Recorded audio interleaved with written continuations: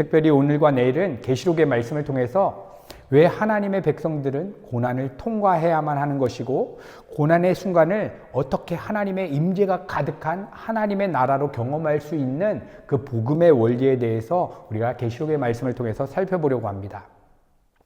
여러분, 그리스도인들 중에서 성경의 66권의 말씀 가운데 가장 읽지 않는 말씀이 무엇인가 이렇게 조사를 해보았더니 그것이 바로 요한계시록이라고 합니다. 왜냐하면 요한계시록 안에는 수많은 상징적이고 복잡한 내용들이 있고 이해하기 어려운 내용들이 기록되어 있기 때문입니다. 그리고 이 말씀을 어느 각도로 이해하고 해석하느냐에 따라서 완전히 거짓된 복음으로도 받아들일 수가 있기 때문입니다. 그래서 수많은 이단들은 자신들이 주장하는 거짓 교리의 뿌리를 요한계시록에 두고 이 계시록의 말씀을 문자적으로 14만 4천 명만 구원을 받게 된다고 이렇게 주장하거나 666의 짐승의 표를 바코드라고 주장하기도 하고 베리칩이라고 주장하기도 하고 심지어 코로나 기간을 지나면서 어떠한 거짓 교사들은 백신 주사가 짐승의 표이니 백신 주사를 맞으면 지옥에 간다라고 주장하는 그러한 거짓 교사들도 나타났습니다. 여러분, 그래서 우리 그리스도인들이 이 요한계시록의 말씀을 바르게 이해하지 않고서는 거짓 복음의 미혹에 우리도 미혹을 당할 수가 있는 것이고 예수 그리스도의 십자가의 은혜의 그 풍성함의 그 넓이와 깊이를 우리가 풍성하게 경험할 수 없기 때문에 우리가 계시록의 말씀을 꼭 읽고 묵상하는 것이 우리 성도들에게 너무나 필요한 것 같습니다. 여러분, 많은 신학자들은 요한계시록의 말씀을 제5의 복음서라고도 이야기합니다. 왜냐하면 마태, 마가, 누가, 요한 이 말씀에는 다시 오실 예수님에 대한 내용이 언급되어 있기는 하지만 자세하게 언급되어 있지는 않습니다. 여러분, 계시록에 의하면 예수님은 이제 더 이상 종으로 오지 않습니다. 고난받는 종으로 오지 않습니다. 구원자로 오시지 않습니다. 이제 심판의 주요 만왕의 왕으로 오십니다. 그래서 성경 66권 가운데 다시 오실 예수님에 대해서 아주 상세하게 기록하고 있는 것이 바로 요한계시록의 말씀입니다. 그리고 오늘 사도 요한은 계시록의 말씀은 어떠한 것을 이야기하고 있고 어떠한 것을 주되게 펼치고 있는지 이렇게 말씀해 주시고 있습니다. 계시록 1장 1절 예수 그리스도의 계시라 이는 하나님이 그에게 주사 반드시 속히 될 일을 그 종들에게 보이시려고 그 천사를 그 종 요한에게 보내어 지시하신 것이라. 여러분, 계시란 감춰 있던 것이 드러났다라고 하는 의미이지 않습니까? 뚜껑을 열다, 보여주다라고 하는 의미입니다. 그래서 예수님에 관한 계시의 내용은 인간들이 어떻게 연구를 하고 짜내어서 알아낼 수 있는 것이 아니라 하나님께서 우리에게 가르쳐 주셔야지만 알 수 있다는 것을 의미하는 것입니다. 여러분, 그러면 예수님에 관한 계시의 내용은 무엇이겠습니까? 예수님은 어떠한 분이신가? 사람이신가? 신이신가? 예수님은 왜 이 땅에 오셨는가? 십자가를 통해서 예수님께서 이루신 일은 무엇인가? 이러한 예수님께서 이 땅에 오시고 그분의 본질은 무엇이고 그분께서 행하신 십자가의 내용은 무엇인가에 대한 내용들이 예수님에 관한 계시의 내용일 것입니다. 그래서 요한계시록의 말씀은 미래에 일어날 어떠한 무시무시한 재앙이나 짐승의 표, 종말에 관한 것들이 핵심이 아니라 예수님은 누구신가? 예수 그리스도의 십자가 복음은 어떠한 의미가 있는가에 대한 풍성한 내용을 담고 있는 것입니다. 여러분, 한번 생각해 보십시오. 이 계시록이 기록될 당시 95년에서 96년경인데 이때 새로운 로마의 황제가 등극하게 됩니다. 그 황제가 도미티안 황제입니다. 도미티아누스. 도미티안 황제는 로마 제국의 황권을 더욱더 강력하게 공고히 하기 위해서 로마 전역의 조직적인 국가 정책으로서 그리스도인들에 대한 강력한 박해를 가하기 시작했습니다. 그리고 그는 이제 자신의 호칭, 이제 황제에서 도미누스 에데우스, 우리 주, 우리 하나님이시여 라고 하는 그러한 호칭으로 자신의 호칭을 바꾸게 됩니다. 이제 도미티안 황제를 아련할 때 도미티안 황제님 하면 다 죽는 것입니다. 이제 도미티안 황제를 아련하려면 우리 주, 우리 하나님 도미티안이시여 해야지만 살아남을 수 있는 것입니다. 여러분, 그런데 그 당시 로마 시민이 도미티안이 이렇게 신으로 승격화되는 것을 다 환영하는 것입니다. 왜냐하면 그 당시 로마 황제들은 죽은 다음에 다 신으로 승격화됐기 때문입니다. 사람이 다스리는 나라보다는 신이 다스리는 나라가 더 강력하지 않겠는가 하는 생각하에 모든 로마 시민들이 도미티안이 황제에서 신으로 승격화되는 것을 다 환영하고 다 찬성하고 다 좋아하는 것입니다. 그런데 어떠한 공동체만이 이것을 반대하고 이것을 받아들이지 않는 것입니다. 여러분, 그 공동체가 바로 그리스도의 몸된 교회 공동체입니다. 초대교회 공동체들은 어떠한 박해와 핍박을 당한다 하여도 나의 왕이요 나의 주인은 우리 구주 예수 그리스도밖에 없습니다라고 고백했던 유일한 공동체였습니다. 그런데 이 괴물과 같은 도미티안 황제가 자신을 왕으로, 자신을 하나님으로 신격화해서 부르지 않으면 다 죽이라고 하는 강력한 명령을 하게 되었고, 이제부터 그리스도인들에게는 전무후무한 박해가 시작되기 시작하는 것입니다. 여러분, 이 도미티안 박해를 우리가 역사적으로 살펴보면 도저히 인간의 머리로서 고안해낼 수 없는 그러한 잔인한 강력한 박해였습니다. 그리스도인들을 잡아서 나무에 묶어 놓습니다. 그리고 사자라든지 개라든지 이러한 짐승들을 굶주리게 했던 그 짐승들을 풀어서 잡아먹히게 하는 것입니다. 자신이 보는 앞에서 부모와 자녀를 태워 죽이게 됩니다. 수많은 로마 사람들 앞에서, 큰 원형 경기장 앞에서 그리스도인들을 다 빨개 벗겨서 정말 그 더러운 그리스 신화에 저속한 성적인 행위를 하게 하는 그러한 연극을 하게끔 해서 온갖 모욕과 수치를 당하게 하는 그러한 박해를 가했습니다. 이러한 엄청난 박해 앞에서 수많은 초대교회 성도들이 실제로 배교하게 되었습니다. 이때 교회 지도자들, 지금으로 따지면 교역자분들, 목사님, 전도사님들, 아니면 우리 순장님들이 함께 진리의 말씀을 선포하고 함께 기도할 수 있었다면 어떻게든 버텨볼 텐데, 그 당시 교회의 지도자들도 로마 제국에 다 잡혀 들어가고 있는 상황이었습니다. 그래서 초대교회의 대표적인 지도자 중에 한 사람이었던 오늘 요한계시록을 기록하고 있는 사도 요한도 잡혀서 이제 반모섬으로 유배가 되었습니다. 이제 엄청난 박해에 숨어있는 성도들이 그들의 신앙을 지켜줄 어떠한 교역자나 리더자도 없는 상황입니다. 여러분 한번 생각해 보십시오. 이제 목사님도 안 계십니다. 전도사님도 안 계십니다. 순장님도 없습니다. 이제 성도들끼리 모여서 이제 나가면 걸리면 이제 죽는 것입니다. 숨어서 간절히 하나님 앞에 하나님 도와주십시오. 내가 예수님에 대한 신앙을 지킨 것 때문에 하나님 우리 가족이 죽게 되었습니다. 우리 친척들이 정말 엄청난 수치를 당하게 되었습니다. 하나님 도와주십시오. 하나님 우리의 하나님이라고 하셨고 하나님은 우리를 지켜주신다고 하셨는데 하나님 왜 우리의 상황이 이렇습니까? 여러분 그들이 얼마나 간절히 하나님께 매달리면서 기도하지 않았겠습니까? 사자굴 앞에서 엄청난 수치를 당하는 앞에서 하나님 도와주십시오. 간절히 기도했습니다. 여러분 그 상황에 하나님께서 어떻게 응답하셨습니까? 침묵하셨습니다. 이 기도에 대한 어떠한 답도 주지 않았습니다. 그렇게 어떠한 대답도 없는 상황 가운데 하나님의 백성들이 울부짖는데 이때 예수 그리스도께서 오셔서 이 문제에 대한 정확한 해답을 말씀해 주시는 것입니다. 그것이 바로 오늘 우리가 읽었던 본문 말씀입니다. 도대체 예수를 믿는다는 것은 어떠한 의미가 있는가? 예수님은 누구신가? 예수님 때문에 우리 온 가족이 이렇게 수치를 당하고 죽는 것이 정말 가치가 있는가? 예수님이 하나님이시라면, 전능자라고 하시라면 우리가 뭐 살인하고 도둑질하고 뭐 간음하고 이래서 지금 고통당하는 것이라면 이해하겠지만 예수를 믿는 믿음을 지키는 것 때문에 이렇게 비참한 순간에 떨어진 이 상황을 왜 하나님께서는 놔두시는가? 여러분 이거에 대한 고민과 질문에 대한 대답을 이 계시록의 말씀을 통해서 하나님께서 주시는 것입니다. 계시록 1장 4절에서 우리 8절까지 말씀. 나 요한은 아시아에 있는 7교회에게 편지합니다. 지금도 계시고 전에도 계셨고 앞으로 오실 하나님과 그분의 보좌 앞에 일봉영으로 계시는 성령님과 그리고 충성스러운 증인이시며 죽은 사람들 가운데서 제일 먼저 부활하시고 세상 왕들을 다스리시는 예수 그리스도께서 여러분에게 은혜와 평강을 내려주시기를 기도합니다.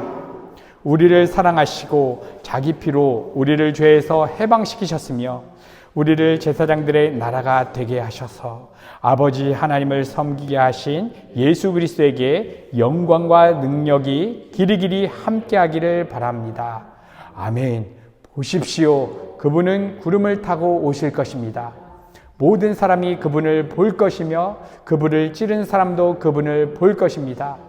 그리고 세상의 모든 민족들은 그분으로 인하여 슬피 울 것입니다. 반드시 그렇게 될 것입니다. 아멘. 주 하나님이 말씀하십니다. 나는 처음과 마지막이다. 지금도 있고 전에도 있고 앞으로도 올 전능한 자이다.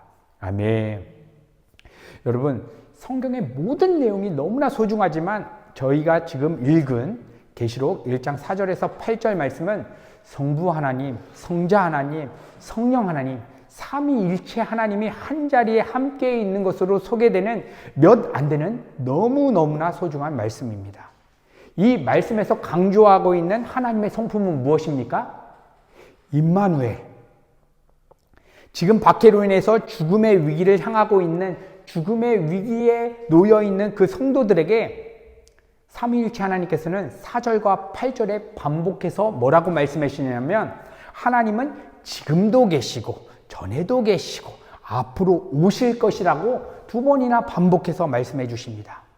여러분, 보통은 과거, 현재, 미래 순으로 이렇게 전개되는 것이 일반적인 것인데 지금도 계시고 지금이라고 하는 시제의 현재성을 강조하시면서 2번이나 말씀해 주시는 이유는 이 엄청난 고통의 순간에 하나님께서는 당신의 백성들과 지금 이 순간 함께 하신다는 것을 확실하게 보여주는 것입니다.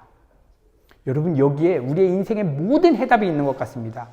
여러분, 우리 각자마다의 인생의 여정을 살아갈 때에 우리가 감당할 수 없는 어려운 상황, 수많은 인생 문제들을 직면하게 됩니다. 이때 우리는 본능적으로부터 이 문제의 해결과 변화에서 답을 찾고자 합니다.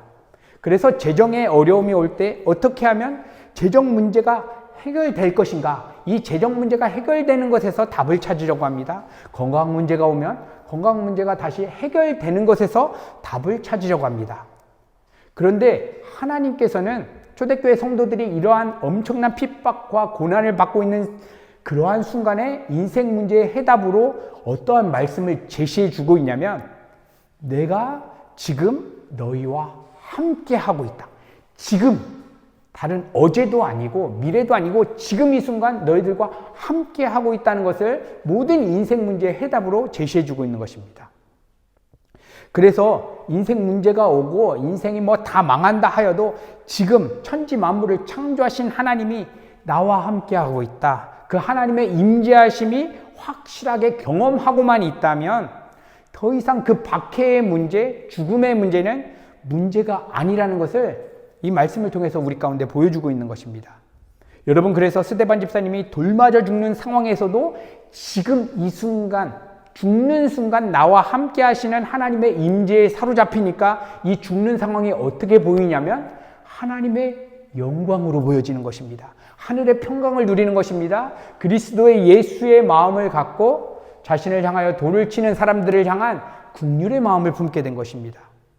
여러분, 그래서 오늘 본문 말씀을 통해서 엄청난 고난 가운데 있는 그리스도인들에게 나는 알파와 오메가다. 나는 시작과 끝이다. 이렇게 말씀해 주시는 것입니다. 다시 말하면 이 지금의 고난의 상황은 우연히 우발적으로 일어난 것이 아니라 전적인 하나님의 주권 가운데, 하나님의 지혜 가운데 악인들의 악행을 하나님이 막지 않으시고 허용하심을 통해서 하나님께서 시작과 끝을, 어떠한 것들을 결론을 추론해 가시겠다라고 선포하시는 것입니다. 여러분, 이 역사는 무엇을 위해서 존재합니까? 우리 인간의 관점으로 보면 나의 행복, 나의 평안을 위해서 이 역사가 존재한다라고 생각할 수 있으나 우리가 성경의 관점으로, 하나님의 관점으로 본다면 우리가 존재하는 것 자체가 하나님의 영광 때문에 존재하는 것입니다. 나의 평안은 그 2차적인 문제입니다. 하나님의 영광 때문에 내 삶이 존재한다라고 하는 생각을 갖지 않으면 그 어떤 평강도 누릴 수가 없습니다. 그래서 하나님의 영광이라고 하는 목적하에 환난과 핍박이 초대교회 성도들에게 주어지게 된 것입니다. 여러분, 그런데 하나님이 지금 나와 함께 하신다라고 하는 이 사실만 우리가 정말 확실하게 믿고 있다면, 사도 바울이 고백했던 것처럼 사망아 너의 이기는 것이 어디 있느냐, 사망아 너의 쏘는 것이 어디 있느냐, 이렇게 이 세상의 어떠한 권세들도 이 세상의 어떠한 악인들도 감당할 수 없는 하나님의 자녀임이 이 세상 가운데 드러나게 되는 것입니다.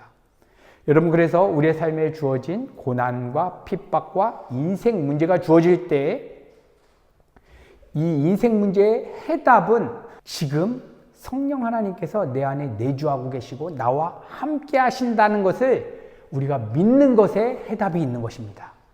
그래서 내 삶에 여러 가지 인생 문제가 주어지고 핍박이 올 때에 하나님이 지금 나와 함께 하신다는 사실을 머리로는 인정합니다. 교리로는 동의합니다. 근데 실제화하여 믿는 이 믿음을 놓치게 되면 우리의 마음 가운데 걱정, 염려, 불안이 막 일어나는 것입니다. 별것도 아닌데 걱정이 일어나고 염려가 일어나고 불안합니다.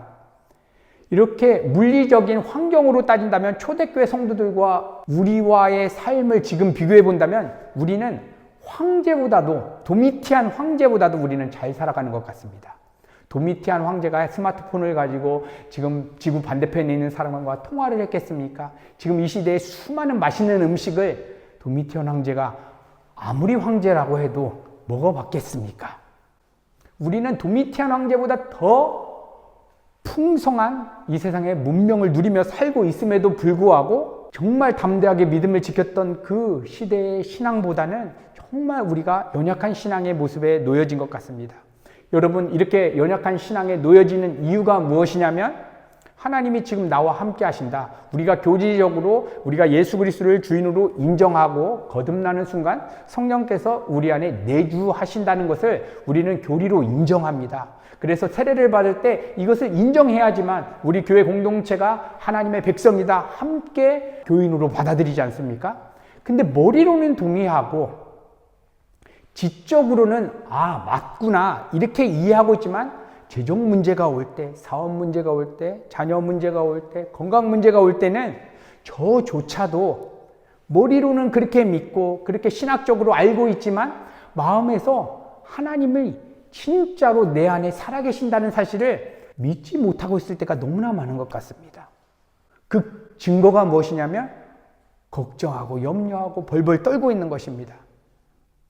여러분, 이렇게 머리로는 동의하지만 실제 하나님이 나와 함께 하신다는 그 믿음을 놓치게 될 때에 일어나는 일이 뭐냐면 이 세상 일들을 두려워하는 것입니다. 초대교회 성도들도 만약 하나님이 나와 함께 하신다는 사실을 머리로는 알고 있지만 실질적으로 그 믿음을 지키지 못하고 있을 때 이 엄청난 고난과 박해를 끝내줄 사람이 누구로 보이겠습니까? 도미티안 황제로 보일 것입니다. 여러분, 이때의 고난은 피할 수 있는 고난입니까? 피할 수 없는 고난입니까? 이거 피할 수 있는 것입니다. 나 예수 안 믿어 하는 순간 모든 고난에서 자유가 일어납니다. 우리 자녀가 죽지 않아도 됩니다. 이제 더 이상 식당 문 안 닫아도 됩니다. 사업 계속할 수 있습니다. 이것은 피할 수 있는 고난입니다. 이 당시에 수많은 사람들은 그 왕의 자리, 보좌의 자리에 도미티안 황제가 있다라고 믿고 그렇게 따랐습니다. 그래서 하나님을 믿지 않는 수많은 사람들은 도미티안에게만 우리가 무릎을 꿇는다면 내 삶이 안정되고 평화롭고 정말 우리가 원하는 대로 삶을 풍족히 누리며 살 수 있다라고 믿고 살아갔습니다. 그 당시 사람들의 마음의 보좌, 마음의 생각과 의지를 작동시키는 그 보좌의 자리에는 도미티안 황제가 있었습니다. 그때 하나님께서는 이 엄청난 핍박 가운데 있는 성도들에게 진짜 보좌에 누가 앉아 있는지 이 계시록의 말씀을 통해서 보여주신 것입니다. 저 높고 높은 보좌에는 성부 하나님, 성자 하나님, 성령 하나님이 삼위일체로 계시면서 어떠한 것을 보여주시냐면 삼위일체 하나님이 나와 무관한 그러한 교리의 하나님, 논리의 하나님이 아니라 지금 나와 함께 하시고 지금 내 삶을 주관하신다라고 하는 이 놀라운 비밀을 하나님의 말씀을 통해서 보여주신 것입니다.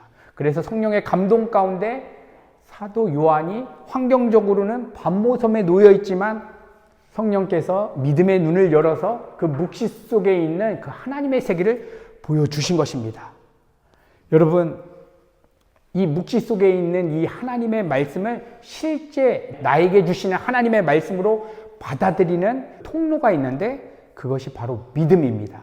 재정 문제 가운데서 이 계시록의 말씀을 나의 말씀으로 가져오기 위해서는 우리에게는 믿음이 필요합니다. 그래서 하나님께 우리가 이렇게 기도하는 것입니다. 하나님, 이 말씀을 통해서 나에게 믿음을 부어 주시옵소서. 초대교회 성도들처럼 나는 이렇게 극박한 상황에 살지도 않음에도 불구하고 세상 문제로 걱정하고 염려하고 있는 나의 모습을 보니까 하나님, 내가 믿음을 놓치고 있는 것 같습니다. 하나님, 나에게 믿음을 부어주세요.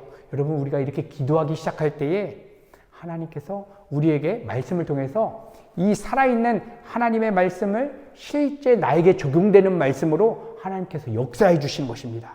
이게 성령께서 우리 가운데 행하시는 성령의 조명하심입니다. 이 객관적인 하나님의 말씀을 실제 주관적인 나의 말씀으로 조명을 확 비춰서 야, 이 말씀이 너의 삶 가운데 실제로 살아있는 말씀이야. 이렇게 성령께서 가르쳐 주시는 것입니다. 여러분, 초대교회 시절에는 수많은 사람들의 생각과 마음을 사로잡는 그 보좌의 자리에 도미티안이 있다면 지금 우리 이 시대에 지금 21세기를 살아가는 우리에게는 이 도미티안과 같은 대상이 누가 있겠습니까? 도미티안은 사람들로 하여금 두려움을 주는 대상입니다.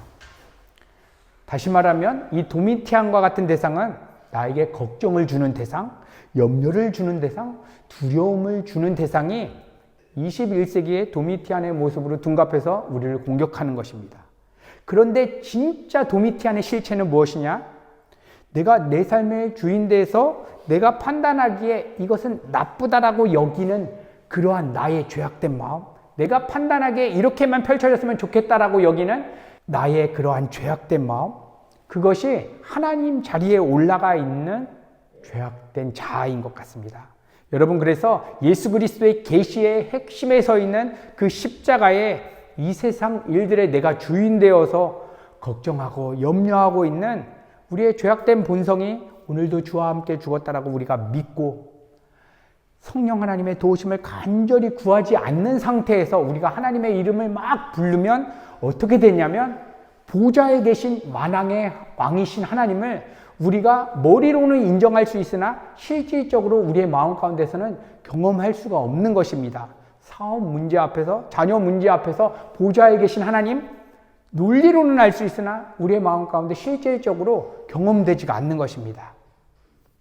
사랑하는 성도 여러분, 우리가 하나님의 말씀을 통해서 볼 때에 우리 하나님의 자녀들에게 주어지는 고난은 하나님이 우리를 사랑하신다라고 하는 증거입니다. 정말 힘들고 바꾸고 싶고 피하고 싶은 순간도 내가 정말 하나님의 자녀라면 부모는 사랑하기 때문에 주는 것입니다. 우리의 제한된 지성으로 다 이해할 수가 없습니다. 그래서 하나님께서는 믿음을 주셔서 그냥 믿게 해주시는 것입니다. 그래서 초대교회 성도들도 이 믿음을 가졌기 때문에 내가 예수를 믿는 신앙을 지킴으로 받는 이 고난이 믿음 안에서 어떻게 해석되어지냐면 하나님이 나를 사랑하시기 때문에 이 상황을 주셨다. 내가 다 이해할 수 없다. 그런데 하나님께서 이 말씀을 통해서 묵시의 세계를 보여주면서 이것이 진짜 실체가 아니다. 이것은 잠시 모델하우스 같이 펼쳐지는 거여서 잠깐 지나면 영혼의 세계에 하나님의 그 영광을 찬양하는 그곳이 너의 진짜 집이라는 것을 보여주신 것입니다. 여러분, 사도 요한이 이 엄청난 박해와 핍박을 당하고 있는 초대교회 성도들에게 하나님을 너희가 정말 잘 믿으면 이 고난과 박해 하나님께서 어느 정도는 면제해 주실 거야. 다 해결해 주실 거야. 이러한 어떠한 좁쌀만한 인간적인 위로나 이 세상적 희망을 한마디도 선포해 주지 않고 있습니다. 그러나 어떠한 복음의 진리를 선포해 주시냐면 지금 그 상황 안 바꿔도 좋다. 지금 그 상황에 영존하신 하나님을 지금 실제로 너희들과 동행하는 하나님으로 너희들이 경험할 수만 있게 된다면 더 이상 이 고난의 문제는 문제가 아니다. 고난 속에서도 박해 속에서도 하나님의 영광을 보고 하나님을 향한 감사와 찬양이 터져나는 예배의 현장이 될 것이다 라고 하는 놀라운 비밀을 선포해 주고 있는 것입니다. 그래서 이것이 예수 그리스도의 계시라고 얘기하는 것입니다. 아무리 인간의 머리로 짜내어서 이 복음의 진리를 우리가 이해하려고 해도 이해할 수가 없습니다. 성령께서 우리 안에서 이것을 믿게 해주시고 이해케 해주실 때만이 이 말씀을 받아들일 수 있는 것입니다. 여러분, 바로 이 말씀이 사도 요한이 반모섬으로 유배당해서 성령의 감동 가운데 보게 된 예수 그리스도의 계시 속에 감춰져 있는 놀라운 비밀이고, 이 비밀의 말씀이 우리 밀라노 은혜가족 공동체에게도 하나님께서 전해주시는 것입니다. 나의 사업 문제, 나의 직장 문제, 내가 정말 바꾸고 싶은 이 문제는 1차적으로는 하나님이 나를 사랑하시기 때문에 허락해 주신 것임을 내가 믿을 수 있도록 성령 하나님 도와주세요. 그래서 이 문제가 하나도 바뀌지 않았음에도 불구하고 지금 이 상황이 하나님을 향한 예배 현장 될 수 있도록 하나님 도와주세요. 여러분, 우리가 이렇게 기도하기 시작할 때에 이 문제를 통해서 하나님께서 어떻게 역사하실지는 아무도 알 수가 없는 것입니다. 하나님의 창조적인 지혜로 그렇게 막혀있는 이 문제들을 통해서 하나님께서는 당신의 뜻을 그려내실 것입니다.